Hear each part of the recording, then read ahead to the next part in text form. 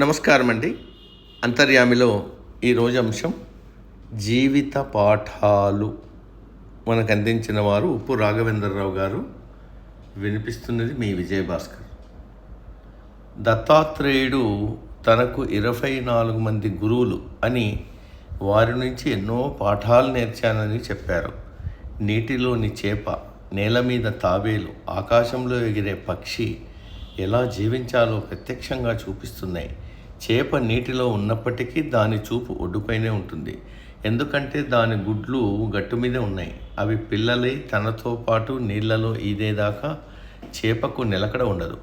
తాబేలు నీటిలో, నేల మీద సంచరిస్తుంది. దాని దృష్టి కూడా సంతానం మీదే లగ్నమై ఉంటుంది. పంజరం నుంచి బయటపడిన పక్షి ఆకాశంలో స్వేచ్ఛగా రెక్కలు పరుచుకొని హాయిగా విహరిస్తుంది. సృష్టిలో ప్రతి జీవికి ఒక దృష్టికోణం ఉంటుంది. జీవితం అశాశ్వతం. ఇక్కడ అనుభవించే సుఖభోగాలు తాత్కాలికంగా శరీరానికి, మనసుకు ఉపశమనం కలిగిస్తాయి. సుఖం తర్వాత దుఃఖం, భోగం తర్వాత రోగం వెంటాడతాయి. శరీర ధ్యాస నుంచి మెల్లమెల్లగా మనసును దారి మళ్లిస్తే అది ఏకాంతంలో ఉన్న శాశ్వతమైన సుఖశాంతులకు అలవాటు పడుతుంది. నేర్పు, ఓర్పు, కూర్పు మూడు జీవితానికి అన్వయించుకోవాలి. పరిస్థితి ఎదురు తిరిగినప్పుడు, ఆపదలు చుట్టుముట్టినప్పుడు, దారి తెన్ను కానరానప్పుడు కనువిప్పు కలిగించే సూత్రాలను జ్ఞప్తి చేసుకుంటే ధైర్యము, సాహసము తోడై కార్యాచరణకు ప్రోత్సాహకాలవుతాయి. నీటిలో ఒడ్డును ఒరుసుకుని తుంగ అడ్డదిడ్డంగా పెరుగుతుంది. నీళ్లలో దిగేవాడికి చికాగ్గా అనిపిస్తుంది. కాలు జారి నీటిలో పడి కొట్టుకుపోకుండా ఆపడానికి అదే ఉపయోగపడుతుంది. ప్రవాహంలో ఆ గడ్డిపోచలే గుణపాలుగా మునిగిపోయే వాటిని ఆదుకుంటాయి.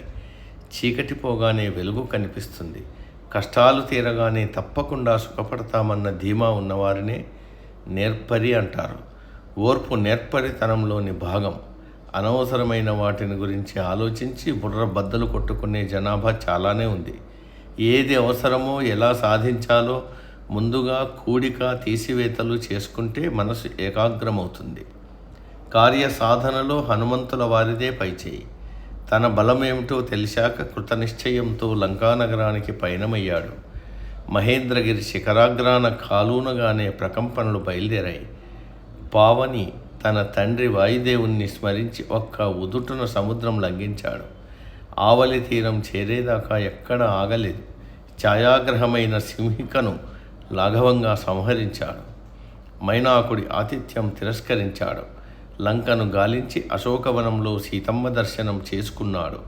రాముడి సందేశం వినిపించి లంకను దహించి విజయుడై కిష్కింధకు తిరిగి వచ్చాడు.